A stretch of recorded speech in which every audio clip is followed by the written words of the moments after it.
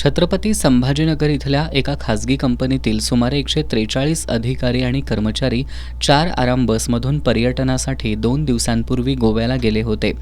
रविवारी रात्री उशिरा हे सर्व पर्यटक गोव्याहून छत्रपती संभाजीनगरकडे येत असताना करवीर तालुक्यातील कांडगाव इथल्या वळणावर यातील एक आराम बस रस्त्याकडेला पलटी होऊन अपघात झाला.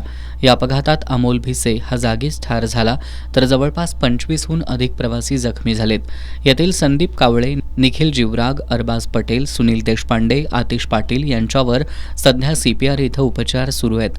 तर भागीरथ मोटे, गायत्री सावंत, श्रद्धा पांगिरी, रूपाली कटारे, सदाशिव बिराजदार, हरिओम जयस्वाल, राहुल पुंड, गुलाब पाटील, अमोल डमरे, बाळासाहेब डमरे, सचिन मोरे, कुणाल खंडागळे, चंद्रशेखर गायकवाड यांच्यासह अन्य रुग्णांवर खासगी रुग्णालयात उपचार सुरू आहेत.